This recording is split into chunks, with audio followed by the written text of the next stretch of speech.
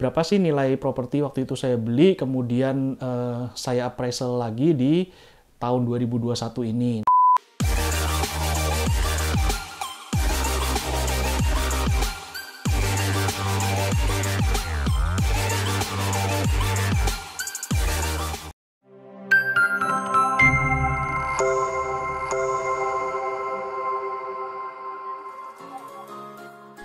Halo teman-teman, kembali lagi ketemu dengan Andi di channel King Kos, si Raja Kos.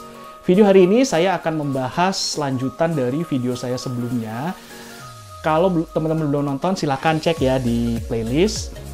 Waktu itu saya membahas tentang berapa sih kenaikan harga yang real, yang benar-benar terjadi, actual, yang bukan katanya-katanya dan bukan maksudnya bukan di awang-awang gitu ya, bukan tebak-tebakan, tapi waktu itu saya membandingkan sendiri berapa sih nilai properti waktu itu saya beli, kemudian saya appraisal lagi di tahun 2021 ini. Nah itu teman-teman silahkan lihat dulu videonya, baru nanti masuk ke dalam video yang ini, karena saya membahas video yang ini ada sambungannya dari video yang sebelumnya ya. Nah di situ kan teman-teman kalau ngelihat salah satu properti saya yang ada di Danurejan namanya ya, di Jalan Danurejan, itu kan dulu saya beli itu sekitar 1,3 miliar, kemudian appraisal terakhir di tahun 2021 itu nilainya sudah mencapai 6,8 miliar. Nah, di situ kan kalau teman-teman hitung, berarti ada kenaikan sekitar 400% dalam waktu 9 tahun ya, 4 kali lipat dari harga beli tahun 2012 ke 2021 itu ada kenaikan 4 kali lipat, kalau di rata-rata per tahunnya adalah 45%. Dan itu menurut saya cukup bagus kalau ukuran properti ya, cukup bagus karena kenaikan rata-rata itu biasanya antara 10 sampai 20%. Tapi ini bisa 45%, menurut saya bagus. Nah, sekarang saya mau bahas nih, gimana kalau dulu saya belinya itu tidak kredit. Nah, sekarang ini kita membandingkan ya, pembelian properti dengan cash atau dengan kredit itu sebenarnya untung mana? Sebenarnya kita lebih bisa menunggu kita ngumpulin uang cash, ya menabung gitu ya, menabung sedikit-sedikit tiap bulan gitu sampai akhirnya kita mampu membeli properti secara cash, itu bisa apa nggak? Sebenarnya bisa. Cuma di sini kita akan berhitung ya, kita akan hitung-hitungan, kita bandingkan kalau kita beli cash dengan kita beli kredit, itu lebih gampang mana sebenarnya gitu. Memang kalau bagi sebagian orang kan memang dia tidak bersedia untuk kredit bank, entah apapun itu alasannya, ya kita sih menghormati karena itu kan pilihan masing-masing orang ya. Cuma kalau sekarang kita ambil contoh yang Danurejan ini ya. Sekarang ini kita asumsikan penghasilan kita misalnya 20 juta per bulan ya. Kita misalnya sudah karyawan level menengah ke atas, gaji 20 juta sebulan. Atau kita misalnya pebisnis, pengusaha, kita sudah punya penghasilan stabil kurang lebih 20 juta sebulan. Anggap 20 juta sebulan itu kita ngirit-ngirit bagaimana caranya supaya kita bisa menabung 15 juta satu bulan ya. Nah, kalau 15 juta satu bulan, kita ambil kalkulator ya untuk bantu ngitung ya. Jadi kalau kita harga tadi yang properti yang saya beli yang di Danurejan itu kan harga 1,3 miliar. Oke. Nah, 1,3 miliar ini kalau kita bagi dengan 15 juta uang yang kita tabung setiap bulan, maka kalau kita mau bayar cash itu kita membutuhkan waktu itu sekitar 7 tahun. Ya, jadi kita 15 juta setiap bulan kita nabung, kita selama 7 tahun baru kita bisa mengumpulkan uang sebanyak 1,3 miliar. Nah, perjalanan dari tahun ke-0 sampai tahun ke-7 selama kita menabung itu, propertinya kira-kira udah naik belum? Udah naik kan? Tadi kan seperti saya bilang bahwa selama 9 tahun itu naik 4 kali lipat. Dari 1,3 miliar ke 6,8 miliar. Oke lah, ini 7 tahun mungkin nggak nyampe 4 kali lipat. Anggap berapa? 2 kali lipat lah ya. Jadi harga 1,3 sudah jadi 2,6 miliar. Jadi pada saat kita mengumpulkan uang 1,3 miliar, properti yang mau kita beli itu harganya sudah naik menjadi 2,6 miliar. Akhirnya duit kita nggak cukup. Kita ngumpulin duit lagi. Ngumpulin duit lagi sampai 2,6 miliar.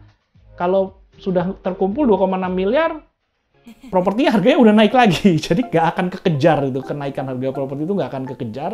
Kecuali memang penghasilan kita memang ada peningkatan yang cukup drastis, itu baru mungkin bisa ngejar. Nah, sekarang mari kita bandingkan dengan kalau kita waktu itu kita beli kredit ya. Oke, gaji kita, penghasilan kita 20 juta per bulan. Nah, 20 juta itu kalau kita mau kredit, biasanya bank itu bisa membiayai itu sampai kurang lebih ya 50% lah. 50% dari gaji, dari penghasilan kita tuh masih bisa. Jadi kita dianggap kalau 10 juta ngangsur per bulan itu masih bisa kalau gaji kita 20 juta. Ya. Nah, kalau dengan 10 juta per bulan itu kita bisa mendapatkan tenor 15 tahun, itu kita bisa dapat pinjaman itu sekitar 1 miliar sampai 1,1 miliar ya untuk pencairannya. Nah, jadi kita minjem uang 1,1 miliar, kemudian kita cicil 15 tahun, angsurannya itu 10 jutaan per bulan gitu. Nah, waktu itu kalau kita beli secara kredit 1,3 miliar, anggap DP-nya berapa? 10% atau 15%, anggap DP-nya biar gampang ya 200 juta.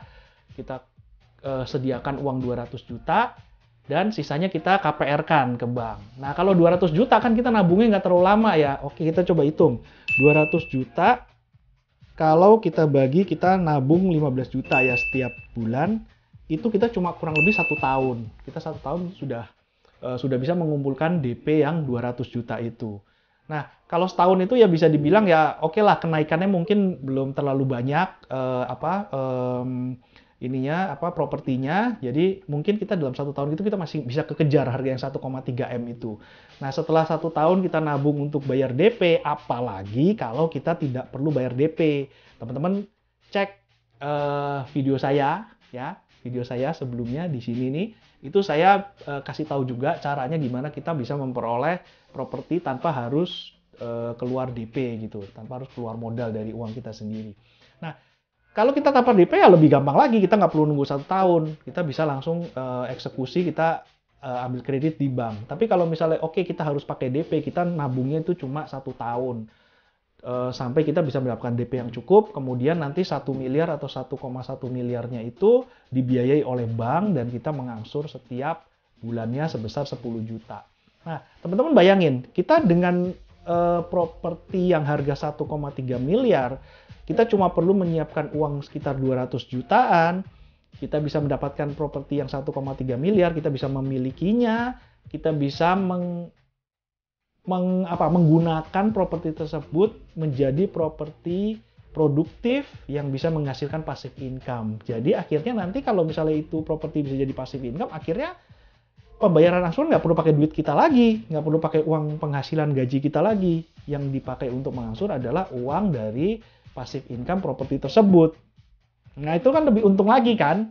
Makanya kalau saya selalu ngomong untuk awal-awal kita ya kalau bisa kita cari properti itu yang bisa menghasilkan, yang bukan menjadi liabilitas tapi bisa menjadi aset, menjadi passive income kita setiap bulan. Nah, itu akan membantu sekali buat teman-teman yang akan mengambil properti secara kredit. Kalau propertinya itu bisa menghasilkan passive income, maka angsurannya bisa sedikit dibantu, atau bahkan mungkin kalau passive income-nya bagus, penghasilannya bagus, bisa menutup semua angsuran itu dan bahkan bisa dapat lebihnya. Nah, setelah kita 200 juta cuma keluar DP di awal, kemudian angsurannya juga kita usahakan bisa kita tutup dari penghasilan passive income properti tersebut, setelah 9 tahun harga naik jadi 6,8 miliar, 4 kali lipat. Oke, mungkin teman-teman bilang, kan kita bayar bunga ke bank, kita yang bungain bank gitu, berapa kita dari 1,3 miliar itu nanti di ujungnya 15 tahun setelah kita ngangsur, kita berapa totalnya kita bayar ke bank. Oke, saya udah pernah ngitung ya, angsuran kalau kita bayar full sampai lunas 15 tahun, oke, mungkin kita harus bayar bunga sehingga harga rumah yang 1,3 miliar itu mungkin menjadi 2 kali lipat atau 2,5 kali lipat dari harga awalnya ya. Jadi 1,3 itu mungkin harga jadi 2,6 atau jadi sekitar 3,3 miliar di tahun ke-15. Nah, tapi kalau teman-teman lihat yang tadi saya kasih tahu berapa sih kenaikan harga tanah tersebut, properti tersebut. 1,3 9 tahun sudah naik 4 kali lipat. Padahal kita bayar 15 tahun, kita cuma total bayar mungkin 2,5 kali lipat maksimal. Itu pun kita bayarnya pakai penghasilan dari properti tersebut. Sebenarnya kan nggak ngeluarkan uang kita untuk ngangsurnya gitu.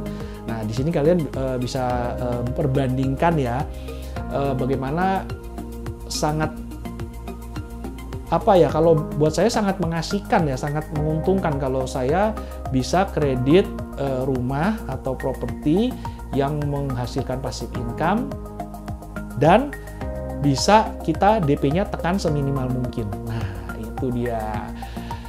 Kalau teman-teman merasa video ini menginspirasi, nah teman-teman jangan lupa subscribe channel ini, kemudian like, bisa komen juga, bisa bagikan video ini ke teman-teman yang lain. Dan terima kasih sudah menonton. Sampai di sini dulu video saya, dan sampai ketemu di video yang akan datang. Dadah!